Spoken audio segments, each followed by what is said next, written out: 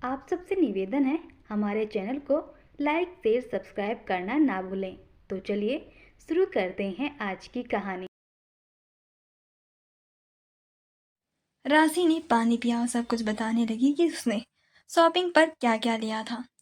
ढेरों काम करते करते एंगेजमेंट का दिन कब आ गया पता ही नहीं चला था। राहुल अपनी प्रिंसेस की एंगेजमेंट सेरेमनीज में कोई भी कमी नहीं रखना चाहता था।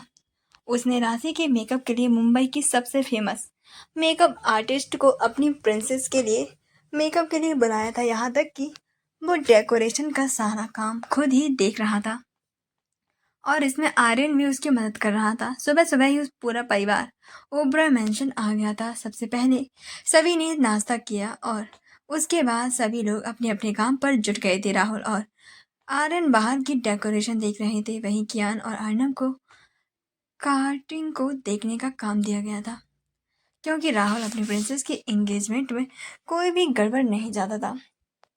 वो चाहता था कि सब कुछ परफेक्ट हो, और जब तक सब कुछ परफेक्ट नहीं हो जाता उसके दिल को तसल्ली नहीं मिलने वाली थी।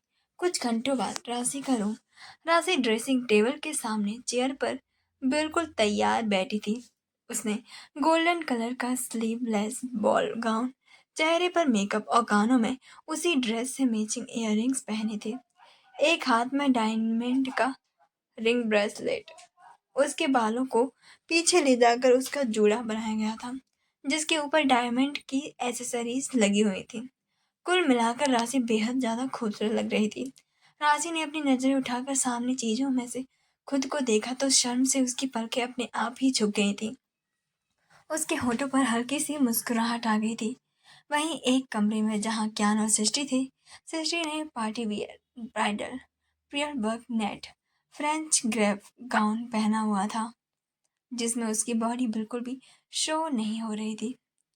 सृष्टि शीशे के सामने खड़ी गाउन की जिप बंद करने की कोशिश कर रही थी, लेकिन उससे तो जैसे कुछ भी हो ही नहीं रहा था। सृष्टि के चेहरे पर उसकी झुंझुलाहट साफ दिखाई दे रही थी। तभी उसे अपनी पीठ पर किसी की गर्म सांसें महसूस हुई, जिसे महसूस करके उसकी पूरी बॉडी में एक सिरहन सी दौड़ गई थी और वो मिरर में अपने पीछे खड़े कियान को देखने लगी, जिसका पूरा ध्यान उसकी जिप बंद करने में था। जिप बंद करने के बाद कियान ने सृष्टि के पेट के चारों तरफ अपने हाथों को लपेट लिया और उसके कंधे पर अपनी ठुड्डी रखकर सामने शीशे में देखने लगा। सृष्टि के चेहरे पर हया की लाली छाई हुई थी और उसके गाल बिल्कुल लाल थे। कियान सृष्टि के गाल पर किस करके उसे छेड़ते हुए बोला, जाना, तुम्हारे गाल इतने लाल क्यों हो रहे हैं? कहीं तुम्हें फीवर तो नहीं हो गया? सृष्टि अच्छे से समझ रही थी कि कियान उसे छेड़ रहा है।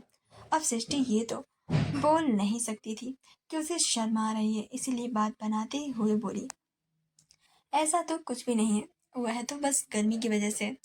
ऐसे ही ज्ञान का सृष्टि को छेड़ना चालू रहा। कुछ ही देर बाद मेहमानों का आना भी शुरू हो गया था। सभी लोग मेहमानों का मुस्कुराते हुए स्वागत करने लगे। कुछ ही देर बाद अर्चित, नैतिक और उनके कुछ रिश्तेदार भी वहां पर पहुंच गए थे। राहुल, मानसी, कृतिका, आर्यन, सभी लोगों ने मुस्कुराते हुए बाडिया फैमिली का स्वागत किया।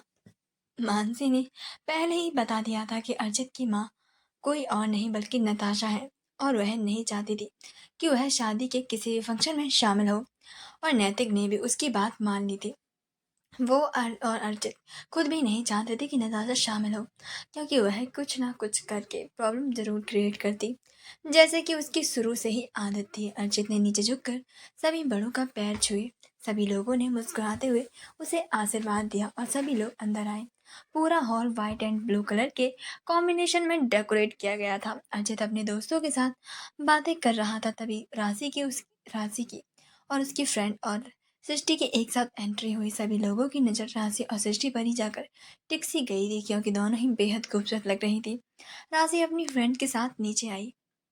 अचित की नज़रें तो राशि पर ही जैसे जम सी गई थी। वहीं ज्ञान का भी यही हाल था। वो भी बिना अपनी पलकें झपकाए हुए सृष्टि को ही देखे जा रहा था। सृष्टि कृतिका के पास आकर उससे बातें करने लगी। मानसी राशि को लेकर स्टेज पर आई और स्टेज पर लगे हुए बड़े से सोफे पर बिठा दिया। उसके बाद अर्चित भी सोफे पर आकर बैठ गया था। पंडित जी मुस्कुराते हुए मानसी और राहुल से बोली, यम जजमान, सगाई का मुहूर्त शुरू हो गया है। मानसी और राहुल ने अपना सिर हिलाया। अर्चित और राशि अपनी जगह पर खड़े हो गए।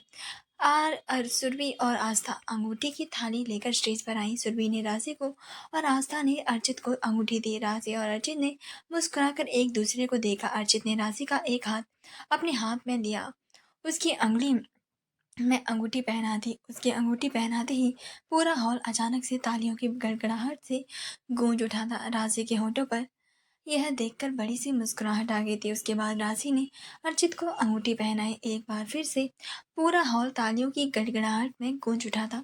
उन दोनों के ऊपर फूलों की बरसात होने लगी थी। राशि और अर्चित अपनी जगह पर आकर वापस बैठ गए थे और सभी लोग मेहमान उन दोनों के पास आकर उनकी नई जिंदगी की उन दोनों को एक खूब सारी ब्लेसिंग और गिफ्ट देने लगे थे। सभी मेहमान मुस्कुराते हुए एक दूसरे से बातें कर रहे थे तो कुछ खाने का लुत्फ उठा रहे थे। सभी लोगों को बिजी देखकर अर्चित ने राशि का हाथ पकड़ा और उसे वहां से लेकर जाने लगा था। अर्चित राशि का एक साइड ले कोने में लेकर आया और उसे दीवार से सराहकर उसकी तरफ अपना हाथ रख लिया। राशि हैरानी से उसे देखने लगी थी। अर्चित राशि की आंखों में देखते हुए बोला, मुझे किस चाहिए? राशि की आंखें और भी ज्यादा यह सुनकर जैसे हैरानी से बड़ी हो गई थी। साथ ही उसके चेहरे पर शर्म की लाली भी आ गई थी। वो अपनी नजरें झुकाकर धीरे से बोली, अर्चित कोई आ जाएगा, प्लीज हम लोग यहाँ से चलते हैं। लेकिन अर्चित वहां से जाने के मूड में तो बिल्कुल भी नहीं लग रहा था। अर्चित राशि का चेहरा अपने दोनों हाथों में थाम कर उसकी आंखों में देखते हुए बोला, तुम मुझे किस कर रही हो या मैं खुद ही अपनी किस ले लूं? बोलकर अर्चित राशि के चेहरे की तरफ झुकने लगा था। राशि उसके होठों पर अपना हाथ रखते बोली, नहीं तुम रहने दो, मैं करती हूँ। यह सुनने की देर थी कि अर्चित के होठों पर स्माइल बड़ी हो गई थी और वो अपने होठ राशि के होठों के करीब लाते हुए बोला, तो इंतजार किस बात का है? राशि धीरे धीरे अपने होठ अर्चित के चेहरे की तरफ लाने लगी थी और उसने हल्के से अपने होठों से उसके गाल को छू लिया और जल्दी से उससे दूर होते हुए बोली, अब चलो। उसकी इस किस से अर्चित मुंह बनाते हुए राशि से बोला, ये क्या था?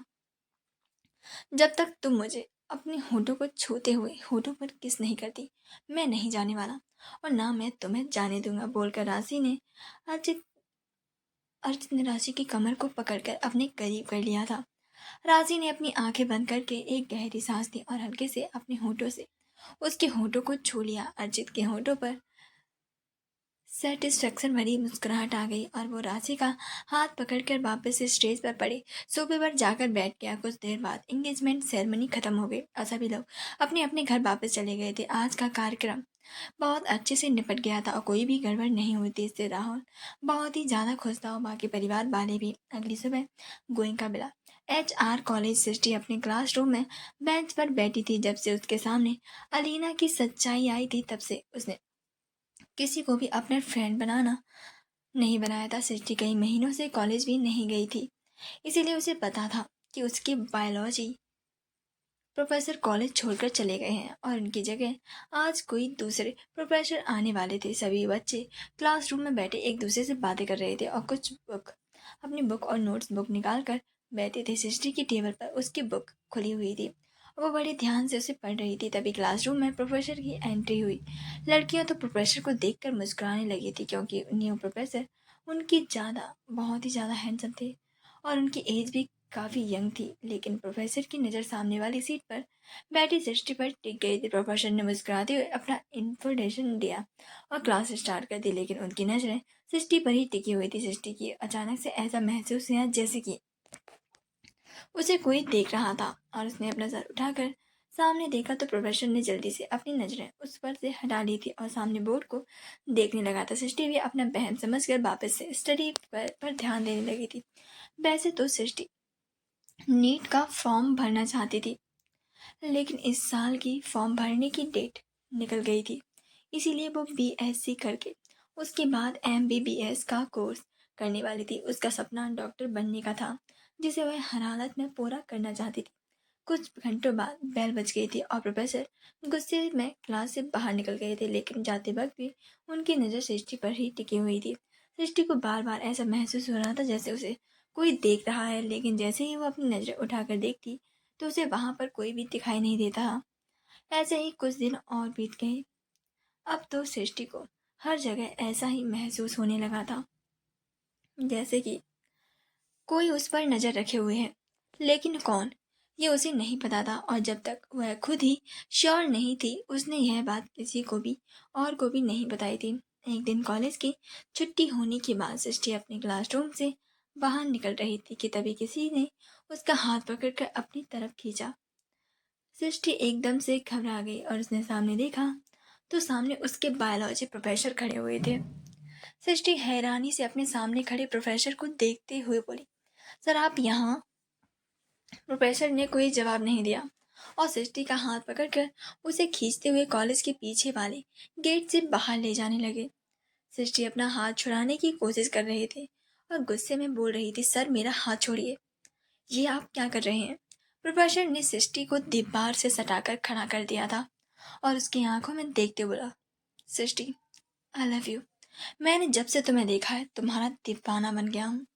पागल कर दिया है तुमने मुझे। हर तरफ बस तुम ही तुम दिखाई देती हो। अपने प्रोफेसर के मुंह से ऐसी बातें सुनकर सृष्टि काफ़ी ज़्यादा हैरान हो गई थी और उसे माना करने ही वाली हुई थी कि तभी वो प्रोफेसर सृष्टि को धमकाते हुए बोला, अगर तुमने मुझे हाँ नहीं किया तो मैं अभी इसी वक्त अपनी जान दे दूंगा। सृष्टि घबराहट में अपना हाथ छोड़ते हुए बोली, ये क्या, आप क्या बोल रहे हैं, छोड़िए मेरा हाथ। लेकिन प्रोफेसर की पकड़ सृष्टि के हाथ पर काफ़ी ज़्यादा मजबूत थी। सृष्टि चाहकर भी अपना हाथ नहीं छुड़ा पा रही थी। वो अपनी हेल्प के लिए सभी को बुला रही थी, लेकिन पीछे का एरिया होने की वजह से वहाँ पर बहुत ही कम लोग आते थे या फिर बिल्कुल ना के बराबर आते थे।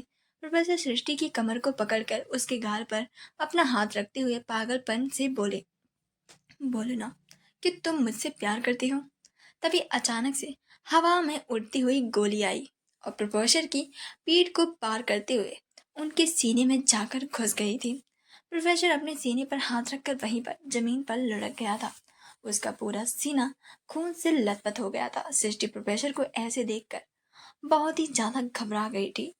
उसने घबराहट में सामने देखा तो उसके पैरों तले जैसे जमीन ही खिसक गई थी। सामने क्यान खड़ा था और उसके हाथ में गन थी जिससे अभी धुआं निकल रहा था। उसकी आंखें गुस्से की वजह से पूरी तरीके से लाल हो गई थी और उसके सीने से लग गई थी। कियान ने भी उसे अपनी बाहों में भर लिया था और अपने पीछे खड़े बॉडीगार्ड्स को इशारा किया। अपने बॉस का इशारा समझकर दो बॉडीगार्ड सामने आए और सामने पड़ी हुई लाश को वहां से लेकर चले गए थे और कुछ ही मिनट में फर्श पर जो खून पड़ा था वह भी साफ कर दिया गया था। कुछ देर बाद सृष्टि ज्ञान से अलग हुई। ज्ञान सृष्टि का चेहरा अपने दोनों हाथों में थाम कर उसके माथे पर किस करते हुए प्यार से बोला, जाना चले। सृष्टि ने धीरे से अपना सिर हाँ में हिलाया। ज्ञान ने उसे ब्राइडल स्टाइल में अपनी गोद में उठा लिया और अपनी गाड़ी की तरफ ले जाने लगा। ज्ञान ने गाड़ी का दरवाजा खोलकर देखा तो पीछे वाली सीट स्पीड में वहां से निकल गई थी। गाड़ी में सृष्टि ज्ञान से बिल्कुल लिपट कर बैठी हुई थी। उसे डर लग रहा था वहीं ज्ञान आज की बात के लिए उस पर गुस्सा ना करे। वहीं ज्ञान के चेहरे पर किसी भी प्रकार के कोई भी इमोशंस नहीं थे। उसे दिमाग में क्या चल रहा था ये बताना बहुत ही ज़्यादा मुश्किल था। गाड़ी में बिल्कुल शांति थी। ये शांति सृष्टि को बहुत ज़्यादा खटक भी रही थी। उसने अपना चेहरा ऊपर उठाकर ज्ञान का चेहरा देखा और धीरे से बोली, तुम मुझसे गुस्सा हो? सृष्टि की बातें सुनकर ज्ञान ने उसका चेहरा देखा और उसकी छोटी सी नाक पर किस करते हुए बोला, नहीं। सृष्टि अपनी जगह से उठकर ज्ञान की गोद में बैठते हुए बोली, तो तुम मुझसे बात क्यों नहीं कर रहे हो? ज्ञान ने सृष्टि को कमर से पकड़ लिया और हल्का मुस्कुराते हुए बोला, जाना, क्योंकि मैं कुछ सोच रहा हूँ। सृष्टि ज्ञान की आंखों में एकटक देखते हुए बोली, क्या सोच रहे हो? ज्ञान के एक्सप्रेशन अचानक से चेंज हो गए थे और वह अपनी खतरनाक आवाज में बोला, लगता है लोगों को बताना पड़ेगा कि तुम्हें छूने का अंजाम क्या होगा। लोगों को बताना पड़ेगा कि आखिरकार तुम कौन हो।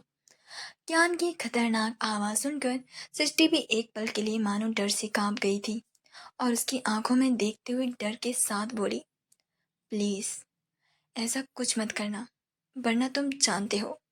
ज्ञान सृष्टि की बात बीच में काट कर अपनी खतरनाक आवाज में बोला, मैं जो सोचता हूँ उसे करके ही रहता हूँ और तुम मुझे नहीं रोक सकती। सृष्टि खामोश हो गई और अब मन ही मन भगवान से प्रार्थना करने लगी थी कि कियान कॉलेज में किसी को भी ना बताए कि वो शादीशुदा है, वरना उसे बेफालतू में कॉलेज स्टूडेंट बुली करेंगे और उस पर घटिया घटिया कमेंट भी करेंगे। सृष्टि लगभग आंसू बहाते हुए कियान से बोली, प्लीज़ कियान, आगे से मैं और भी ज़्यादा ध्यान रखूंगी, किसी से भी बात नहीं करूंगी, और अगर आप कहोगे तो अपने चेहरे को भी कवर करके कॉलेज जाऊंगी, लेकिन प्लीज़ आप किसी को कुछ भी मत बताना, और मैं आपसे प्रॉमिस करती हूँ ना, मैं सबसे दूर रहूंगी, प्लीज़। बोलते हुए सृष्टि की आंखों से आंसू बह रहे थे। अब बड़ी उम्मीदों से कियान को देखे जा रही थी।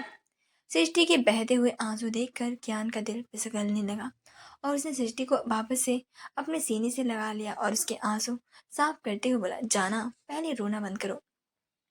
उसकी बात पर सृष्टि सिसकती हुए बोली, नहीं, पहले आप प्रॉमिस करो कि आप किसी को भी कुछ भी नहीं बताओगे, वरना मैं ऐसे ही रोते रोते आपकी गाड़ी अपने आंसुओं से भर दूंगी। बोलो, करोगे ना प्रॉमिस? सृष्टि की बचकानी धमकी सुनकर ज्ञान के होठों पर मुस्कुराहट आ गई थी और वो सृष्टि का एक गाल खींचते हुए बोला, नहीं करूंगा, चलो अपने आंसुओं को साफ करो। सृष्टि ने जल्दी से अपने आंसुओं को साफ कर लिया और मुस्कुराकर ज्ञान के गाल पर किस करके उसने अपना सर ज्ञान के सीने में छुपा लिया था। सृष्टि की इस हरकत पर ज्ञान के होठों पर हल्की सी मुस्कुराहट आ गई थी और उसने सृष्टि को अपनी बाहों में भर लिया। एक महीना सृष्टि की स्टडी, उसके असाइनमेंट, शॉपिंग और बाकी चीज़ों से कैसे बीत गया पता ही नहीं चला। एक महीने बाद आज ज्ञान और सृष्टि की मेहंदी थी। कल हल्दी और कल ही शादी थी। पूरे गोइंका विला को बहुत अच्छे से सजाया गया था और सभी मेहमानों के साथ साथ मीडिया को भी इनवाइट किया गया था। इसी के साथ गोइंका विला की सिक्योरिटी को और भी ज़्यादा टाइट कर दिया गया था। पूरे हॉल को ग्रीन कर्टन, ग्रीन फुल और ग्रीन बलून से सजाया गया था। यहाँ तक कि सभी लोगों ने ग्रीन कलर के कपड़े पहने हुए थे। औरतों और लड़कियों ने ग्रीन कलर का लहंगा, साड़ी और सभी मर्दों ने ग्रीन कलर का कुर्ता और वाइट कलर का पजामा पहना हुआ था। मीडिया वाले सभी चीज़ों को अच्छे से अपने कमरे में कैद कर रहे थे। पूरा गोइंका विला मेहमानों से खचाखच भरा हुआ था और अर्चित की रुभ्यमनी को भी इनवाइट किया गया था। सृष्टि बीचों बीच बड़े से सोफे पर ग्रीन कलर का लहंगा पहने बैठी हुई अपनी हाथों में मेहंदी लगवा रही थी और सृष्टि के ही बगल में ज्ञान ग्रीन कलर का कुर्ता पहने हुए बेटा बैठा था। सृष्टि को मेहंदी लगाने के लिए आर्यन ने स्पेशल मेहंदी लगाने वाली को बुलाया था, क्योंकि वह नहीं चाहता था इस शादी में कोई भी कमी रह जाए। राशि, शादी, बानी, सुरभि, आस्था, टीना और बाकी लड़कियां मिलकर डांस कर रही थी। अर्णव बेचारा दूर से ही टीना को देख रहा था। उसका मन कर रहा था कि वह उसके पास जाए और उसके साथ मिलकर डांस करे, लेकिन अगर ऐसा कुछ भी करता तो उसके पापा उसे बहुत डांटेंगे। यहाँ तक कि जब उसने अपने पापा और बाकी घर वालों को उनसे कहा था कि वह अपनी कॉलेज फ्रेंड को अपने भाई की शादी में बुलाना चाहता है, तो सभी लोग इस बात से नाराज़ हो गए थे। तब आनंद ने उसे इस बात की मंजूरी दी थी और आनंद के आगे किसी की भी नहीं चलती थी। सृष्टि मुस्कुराते हुए सबको डांस करते हुए देख रही थी। अचानक ही आर्यन से बोली, मुझे भी डांस करना है, और अगर अपनी मेहंदी में डांस ही नहीं किया तो मेहंदी किस बात की। बोलते हुए उसने बुरा सा मुंह बना लिया था। कृतिका मुस्कुराते हुए सृष्टि के सर पर अपना हाथ फेरते हुए बोली, बेटा, तुम्हें मना किसने किया है? और फिर ज्ञान की तरफ देखकर, ज्ञान बेटा, सृष्टि को डांस करना है, उसके साथ जाकर डांस करो। कृतिका की बात सुनकर सृष्टि के होठों पर बड़ी सी मुस्कुराहट आ गई थी। कुछ ही देर बाद ज्ञान और सृष्टि सबके बीच में खड़े होकर सृष्टि के हाथों में ज्ञान की गले में थे और ज्ञान के उसकी खुली कमर पर दोनों एक दूसरे की आंखों में देखकर मुस्कुराकर डांस कर रहे थे। आर्यन, कृतिका, अक्षर बानी के साथ और अर्चित राशि के साथ डांस करने लगा था। इसी मौके का फायदा उठाकर अर्णव टीना के पास आया और उसके साथ डांस करने लगा था। टीना मुस्कुराते हुए उसके साथ डांस करने लगी थी। अगला दिन आज ज्ञान और सृष्टि की हल्दी थी, जो कि बाहर गार्डन में होने वाली थी। गार्डन को बहुत अच्छे से येलो कलर के कर्टन और फूलों से सजाया गया था। साथ ही बड़े बड़े क्रिस्टल्स भी लगे हुए थे, जो कि पानी से भरे हुए थे और उसमें रोज पेटल्स पड़ी हुई थी। बीच में दो बड़े बड़े पतीले रखे हुए थे, जिनमें से रेड और येलो कलर के फूल की पेटल्स पड़ी हुई थी। सभी मेहमानों वहां पर मौजूद हो चुके थे और मेहमानों के साथ साथ मीडिया भी वहां पर मौजूद हो चुकी थी। इस मेहमानों के लिए बड़े बड़े सोफे पड़े हुए थे तो एक तरफ खाने का इंतजाम था। सभी मर्दों ने येलो कलर का कुर्ता और वाइट कलर का पजामा पहना हुआ था। वहीं औरतों ने भी येलो कलर की साड़ी, तो लड़कियों ने येलो कलर का लहंगा या फिर सूट पहना हुआ था। वहीं सृष्टि गेस्ट रूम में तैयार हो रही थी। उसने येलो कलर की खूबसूरत सी डिजाइनर नेट की साड़ी पहनी हुई थी। चेहरे पर मेकअप और फोटो पर पिंक कलर की लिपस्टिक, कानों में बड़ी बड़ी इयररिंग्स और माथे पर सजी मांग मेहंदी और दोनों हाथों में भरी मेहंदी। कुल मिलाकर सृष्टि बहुत ही ज़्यादा खूबसूरत लग रही थी। वहीं ज्ञान भी अपने कमरे में रेडी हो गया था।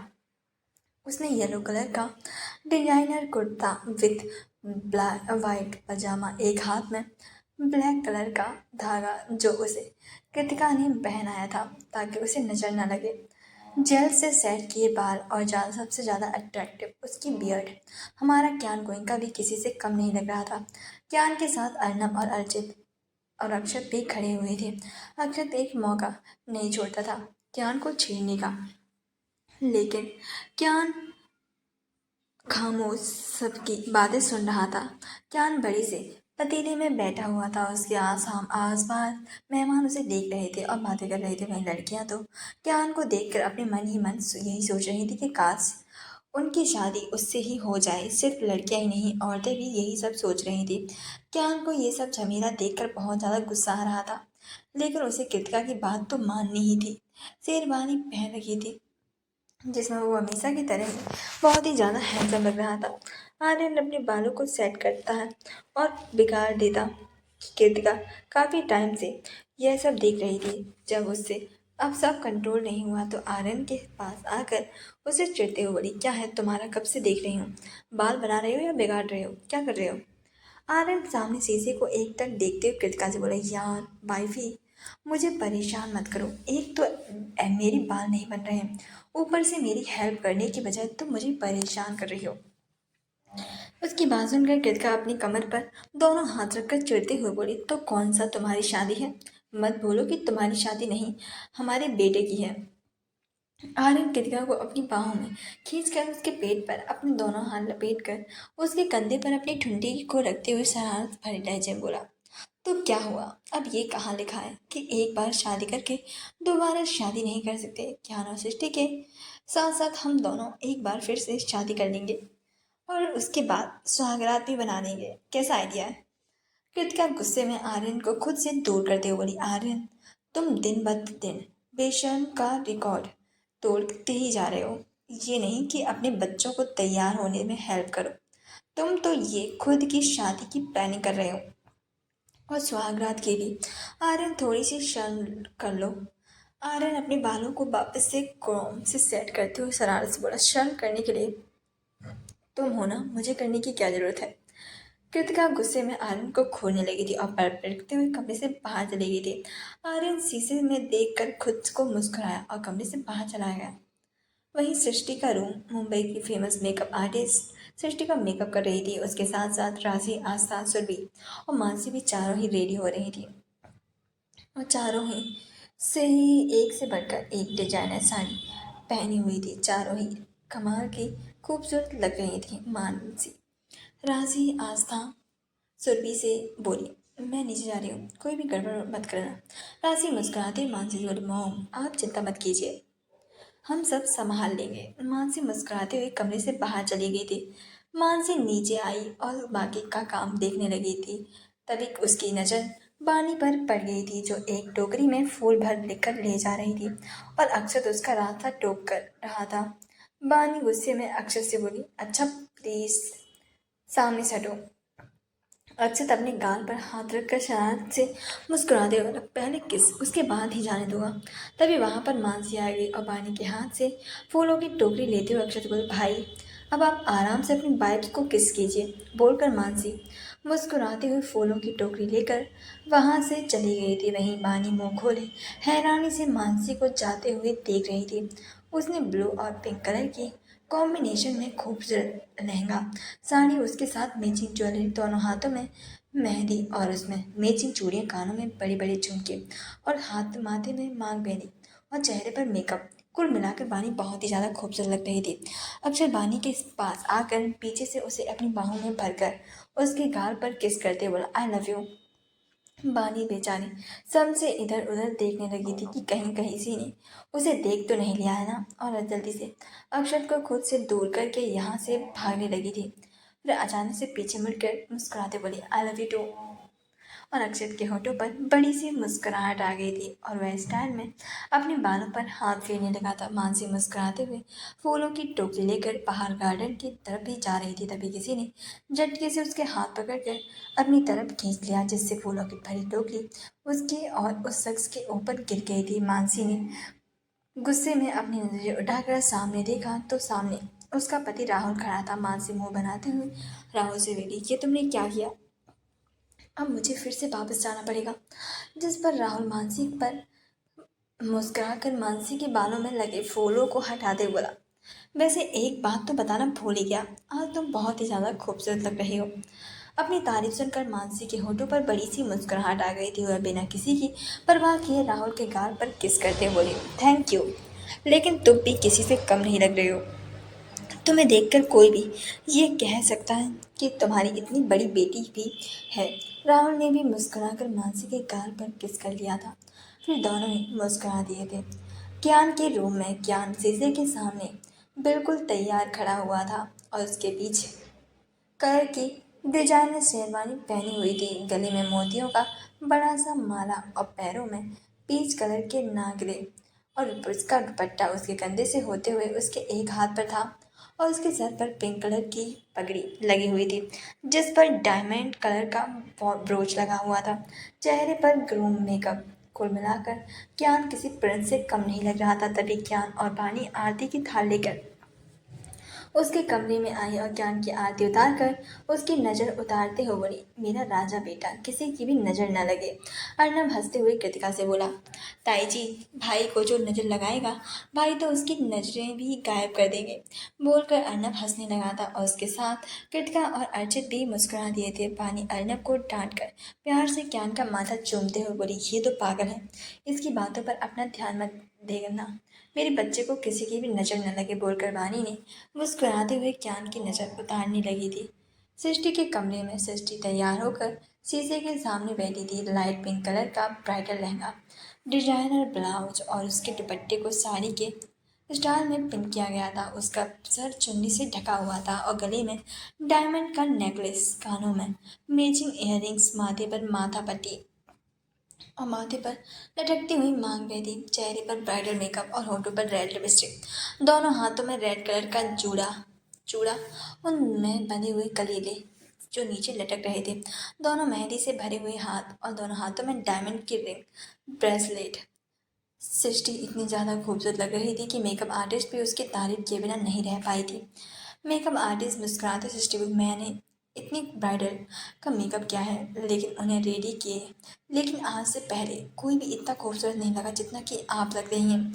मेकअप आर्टिस्ट के मुंह से अपनी तारीफ सुनकर सृष्टि के धीरे से अपनी पर्स के झुकाकर उठाकर मिरर में खुद को देखा तो वो वाकई में बहुत ही ज़्यादा खूबसूरत लग रही थी। राशि सृष्टि के कंधे पर हाथ रखकर मुस्कुराते हुए मेकअप आर्टिस्ट से बोली, ये तो मेरे भाई का प्यार है जो भाभी के चेहरे पर नजर आ रहा है। ज्ञान का जिक्र आते ही सृष्टि के चेहरे पर हया की लाली छा गई थी और उसके दिल की धड़कनें भी काफ़ी ज़्यादा तेज हो गई थी। तभी कृतिका बानी कमरे में आई और सृष्टि की नज़र उतार कर उसे अपने साथ नीचे ले जाने लगी थी। बाहर गार्डन में मंडप सज चुका था। बाहर सभी मेहमान मौजूद थे और मीरे वाले अपना काम कर रहे थे, हर एक चीज़ को अच्छे से कवर कर रहे थे। वहाँ मौजूद मेहमान खुद को किसी चीज़ की तारीफ किए बिना रोक नहीं पा रहे थे क्योंकि सब कुछ बहुत ही ज़्यादा खूबसूरत था। सृष्टि ने जैसे ही कृतिका, बानी, राशि, सुरभि, आस्था के साथ गार्डन में अपना कदम रखा, उसके ऊपर फूलों की बरसात होने लगी थी। यहाँ तक कि उनके कदमों में के नीचे भी रोज पेटल्स पड़ी हुई थी। सृष्टि ने अपना सर उठाकर ऊपर देखा और फिर सामने जहाँ ज्ञान खड़ा था। ज्ञान सृष्टि को एक टक देखते हुए धीरे से बोला, जाना। सृष्टि ने धीरे से अपनी नजरें झुका ली और ज्ञान की तरफ अपने कदम बढ़ा दिए और सृष्टि ज्ञान के पास आई। ज्ञान ने उसके सामने अपना हाथ किया। सृष्टि ने एक नज़र ज्ञान को देखा और धीरे से उसके हाथ के ऊपर अपना हाथ रख दिया था। ज्ञान सृष्टि को मंडप में लेकर आया। पंडित जी बरमाला का वक्त हो गया है। पंडित जी के बोलते ही राशि बड़ी सी थाल में बरमाला लेकर मंडप में आई। सृष्टि और ज्ञान दोनों ने अपने अपने हाथों से बरमाला ले ली। ज्ञान ने सृष्टि के गले में बरमाला पहना दी। सभी लोग मुस्कुराते हुए उन दोनों लोगों को ही तालियां बजाने लगे थे। सृष्टि ने जैसे ही अपना बरमाला वाला हाथ ऊपर किया, ज्ञान अपने एक घुटने के बल नीचे बैठ गया। उसकी इस हरकत पर सृष्टि अचानक से हैरान हो गई थी, लेकिन फिर उसने मुस्कुराते उसके गले में बरमाला पहना दिया और दोनों वापस से अपनी अपनी जगह पर बैठ गए थे। पंडित जी ने मंत्र पढ़ना स्टार्ट कर दिया था। राशि मंडप से नीचे आई और अपनी जगह पर आकर खड़ी हो गई थी। तभी अर्जित उसके पास आया और उसके कंधे पर अपना हाथ रखकर बोला, हमारी शादी इमेजिन कर रही हो? राशि मुस्कुराई और सामने एकटक मंडप को देखते हुए अर्जित से बोली, नहीं, बल्कि मुझे दुख हो रहा है। मुझे अपने डैड को छोड़कर कहीं नहीं जाना। अर्जित की तरफ देखकर, तुम अपने घर से बात करो और हमेशा के लिए ओबरा मेंशन ही आ जाओ। बोलते हुए राशि बहुत ही ज़्यादा मासूम लग रही थी। उसकी बात को सुनकर अर्जित एक पल के लिए हैरान हो गया। फिर वह मुस्कुराया और राशि की गाल पर हल्की सी किस करते हुए बोला, प्रिंसेस, बस इतनी सी बात, तुम्हारा जब मन हो तब तुम अपने डैड के पास आ जाना और जितना मन हो उनके साथ रहना, पास रहना। मैं कभी भी मना नहीं करूँगा। या फिर एक काम करेंगे, ओपरा मैंसन के सामने ही हम दोनों ही अपना घर ले लेंगे और उनका नाम रखेंगे राशि। आशी मेंशन। अर्जित प्लस राशि। आशी कैसा है? राशि अर्जित के सीने में लगकर मुस्कुराते हुए, बहुत अच्छा है, बिल्कुल तुम्हारी तरह। पंडित जी अब बर की बहन कर बर वधु का गठबंधन कर दे। पंडित जी के बोलते ही राशि मंडप में आई और उसने मुस्कुराते हुए दोनों का गठबंधन किया और वहां से चली गई। पंडित जी अब आप दोनों फेरों के लिए खड़े हो जाइए। ज्ञान ने सृष्टि की तरफ देखा और उसका हाथ पकड़कर उठकर खड़ा हो गया और दोनों मुस्कुराते हुए फेरे लेने लगे। सभी लोग उन लोगों के ऊपर फूलों की बरसात करने लगे थे।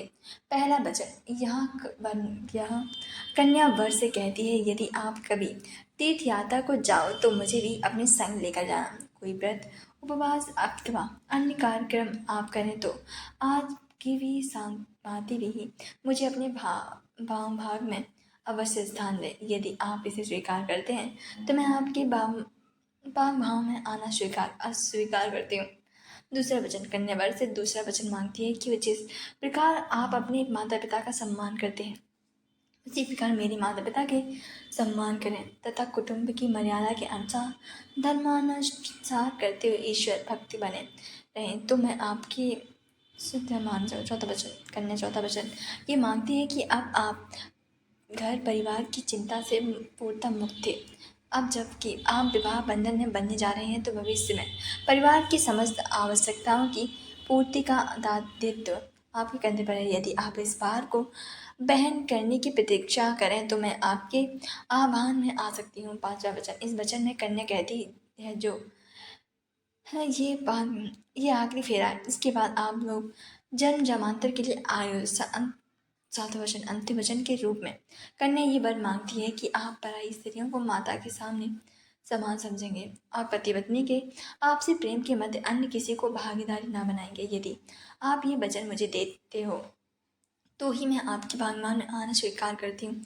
कुछ ही देर बाद फेरे खत्म हुए और दोनों आपस ही अपनी कतरा आंसू निकल कर उसके गाल पर बह गए थे। ज्ञान ने सृष्टि की आंखों से आंसू देखे तो जल्दी से उसकी आंखें साफ कर दिए और अपने हाथ से इंटरवेंट करते हुए बोला, जाना, अब हमारे बीच में कोई नहीं है, सिर्फ मैं और तुम हो। सृष्टि ने मुस्कुराते अपना सर हाँ में हिला दिया। कुछ सालों बाद स्विट्जरलैंड, रात के 11:30 बज रहे थे। एक अपार्टमेंट के अंदर एक आदमी और एक छोटी सी बच्ची बेड से उतर के कमरे में बाहर निकली। पता चल रहा है। आदमी टेबल पर केक रखते हुए उस बच्ची से बोला, निशु बेटा, बस हो गया। बोलकर आदमी और बच्ची ने डेकोरेशन को देखा तो उन दोनों के होठों पर मुस्कुराहट आ गई। तभी उनकी नज़र अपने हाथ में बंधी हुई घड़ी पर गई जिसमें 11:55 हुआ था। आदमी निशा का हाथ पकड़ते हुए वहाँ से ले जानते हुए बोला, निशु फास्ट। बोलकर वह आदमी वो बच्ची कमरे का दरवाज़ा खोलकर अंदर आए और सामने बेड पर एक खूबसूरत सी औरत लेटी हुई थी। आदमी और बच्ची ने पहले एक दूसरे की तरफ देखा और फिर दोनों ही एक साथ चिल्लाकर बोले, हैप्पी बर्थडे। औरत जो गहरी नींद में सो रही थी उसकी आंखें अचानक से खुल गईं और जल्दी से उठकर बैठ गई थी और उसने जल्दी से अपने बगल में देखा। नाइट लैम्प ऑन करके सामने देखा तो उसकी आंखें हैरानी से बड़ी हो गईं, क्योंकि सामने उसका पति और उसकी बेटी खड़ी हुई थी। निशा जल्दी से अपनी मम्मा के गले से लगकर मुस्कुराते हुए हैप्पी बर्थडे मम्मा। वो औरत कोई और नहीं बल्कि नैना थी, और ये बच्ची कोई और नहीं बल्कि उसकी और सारांश की ही बेटी थी, निशा। नैना निशा के गाल पर किस करते हुए मुस्कुरा कर बोली, थैंक यू माँ बेबी। सारांश भी मुस्कुराते हुए नैना से बोले, हैप्पी बर्थडे। नैना ने मुस्कुराते उसे थैंक यू किया, और निशा और सारांश जल्दी से नैना का हाथ पकड़ के उसे बेड पर उठाकर कमरे से बाहर ले जाने लगे। नैना सारांश और निशा के साथ बाहर आई, हैरानी से सब कुछ देखते हुए बोली, ये सारी डेकोरेशन तुम दोनों ने की है? सारांश और निशा दोनों ने मुस्कुराते हुए अपना सिर हाँ में हिला दिया। उसके बाद नैना, निशा, सारांश ने मिलकर केक कट कर दिया और एक दूसरे को खाना खिलाने लगे थे। निशा ने अपने छोटे छोटे हाथों से केक लिया और अपनी मम्मी पापा से बोली, आप दोनों नीचे बैठो, मुझे आप दोनों को किस करना है। नैना और शाहनाज दोनों मुस्कुराते हुए नीचे बैठ गए थे। निशा ने अपने हाथ में लिए केक को दोनों के मुंह में लगा दिया और खिलखिलाकर हंसने लगी थी। शाहनाज निशा को पकड़कर अपनी गोदी में बिठाते हुए, शैतान बच्ची, हमें तो लगा दिया, तुम कहाँ जाओगी। निशा अपना सर जोर जोर से नाम दोस्ती हिलाने प्यार लगी में और बदल नैना गई शाह और दोनों ने दोनों ने केक ला धर्मेंद्र के जी लेकर के निशा के आशीर्वाद गाल से पर लगा शादी दिया कर और ली फिर दोनों ने और तीनों निशा को अपने खुशी गले से खुशी एक लगा लिया साथ रहने और लगी। राते तो एक दूसरे दोस्तों, को आप सबको नैना और निशा धर्मेंद्र जी अलग का करके फैसला कैसा लगा? मुस्कुराते उन दोनों को कमेंट बोले, बॉक्स में अपनी राय थैंक विचार यू सो लिखकर मच, जरूर लेकिन मेरा बताइएगा। गिफ्ट कहाँ है। गिफ्ट का धन्यवाद। नाम सुनकर निशा मासूमियत से सारांश को देखते बोली, पापा मम्मा का गिफ्ट तो हम लोग लाना ही भूल गए। सारांश टेबल पे एक बॉक्स उठाकर नैना की तरफ बढ़ाते हुए बोले, मुस्कुराकर बोला, ऐसा कभी हो सकता है कि तुम्हारा बर्थडे हो और मैं तुम्हारा गिफ्ट लाना भूल जाऊँ? Happy birthday my love. Naina ने मुस्कुराते हुए सारांश के हाथों से गिफ्ट बॉक्स को ले लिया और मुस्कुराते हुए उसके सीने से लग गई, और सारांश ने भी उसे अपनी बाहों में भर लिया। छोटी सी निशा सारांश के हाथों में अपना फोन लेकर अपने मम्मी पापा की फ़ोटो खींचने लगी थी। वैसे तो कहते हैं कि प्यार से अच्छे खासे लोग बदल जाते हैं, लेकिन यहाँ तो सारांश बिल्कुल उसका परफेक्ट उदाहरण था। सारांश ने नैना के लिए न सिर्फ खुद को बदला बल्कि पूरी कोशिश की कि नैना के दिल में अपनी जगह बनाने की। आज सारांश की प्यार की ही निशानी थी उन दोनों की मासूम सी निशा। नैना ने भी वक्त के साथ साथ सारांश को अपना लिया था और सब कुछ भूलकर उसने एक नए रिश्ते की शुरुआत की थी, जिनका नतीजा था कि एक बार फिर से उनकी झोली खुशियों से भर गई थी। फोटो खींचने के बाद निशा ने सारांश का फ़ोन उसके हाथों में दिया और जमाई लेते हुए नैना से बोली, मम्मा मुझे बहुत तेज़ नींद आ रही है। नैना सारांश ने अलग हुई और सारांश की ने जल्दी से निशा को पास आकर उसे गोदी में उठा लिया और कमरे से तरफ जाने लगा। सारांश ने निशा को बेड पर लिटाया और उस बगल में लेट गया और प्यार से बोला, बुआ बालों पर अपना हाथ फेरे। नैना भी निशा के एक बगल में लेट गई और उसके धीरे से सारांश के हाथ पर अपना हाथ रख दिया। मुस्कुराकर सारांश को देखने लगी। बदले में भी सारांश भी मुस्कुराते हुए उसे देखने लगा था। अगली सुबह गोइंका बिला इतने सालों के बाद ही गोइंका बिला की चमक बिल्कुल कम नहीं हुई थी। अंदर मंदिर में एक औरत जिसने रेड कलर की साड़ी पहनी हुई थी, कान्हा की मूर्ति के सामने अपने हाथ जोड़े आंखें बंद करे भगवान जी की आरती गाए जा रही थी। हे गोपाल कृष्ण करूं आरती तेरी, हे प्रियपति मैं करूं आरती तेरी, हे गोपाल कृष्ण मैं करूं आरती तेरी, हे प्रियपति मैं करूं आरती तेरी। आरती करके औरत ने अपनी आंखें खोली और कान्हा जी का आशीर्वाद लेकर थाल अपने हाथों में पकड़ हाल में आई, जहाँ सुलेखा मनीष बख्शर बाहर। अक्षत तो सौरभ से बोला, वो नायक नहीं उठा। वो औरत कोई और नहीं बल्कि टीना थी। टीना और अर्नब की शादी हो गई थी और अब अर्नब अपने पापा के साथ मिलकर बिजनेस को संभालने लगा था। टीना अक्षत के सामने आकर उसके पैर छूते हुए बोली, नहीं पापा जी, लेकिन गलती उनकी नहीं है। कल रात उन्होंने बहुत देर तक काम किया था, जिस वजह से उनकी आंखें नहीं खुली। आप चिंता मत कीजिए, मैं उन्हें उठा दूंगी। अक्षत ने कुछ नहीं कहा, बस धीरे से अपना सिर हाँ में हिला दिया, क्योंकि उसे पता था कि अगर वो अर्नब को कुछ भी कहेगा तो टीना कोई ना कोई बहाना बनाकर उसकी साइड जरूर लेगी। टीना ने झुककर सभी बड़ों के पैर छुए और सबको प्रसाद बांटने लगी। उसके बाद ब्रेकफास्ट करने की तैयारी करने के लिए किचन में चली गई थी गोइंका बिला। ज्ञान का रूम अभी भी बिल्कुल वैसा था सालों पहले जैसा हुआ करता था। ज्ञान किंग साइड बेड पर लेटा हुआ था, गहरी नींद में सो रहा था। तभी उसके कमरे का दरवाजा खुला और एक लड़का और लड़की जिसकी उम्र करीबन 7 साल की थी, दोनों अंदर आए। दोनों ने ही पहले बेड पर लेटे हुए ज्ञान को देखा, फिर एक दूसरे को देखकर शरारत से बोलने लगे, मुस्कुराने लगे।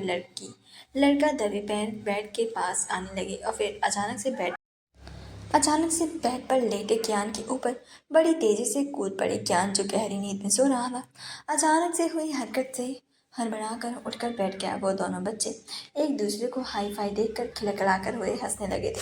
क्यान गुस्से में उन दोनों को घूरते बोला, तुम लोग रोज रोज अपनी शैतानी से बाज नहीं आओगे ना।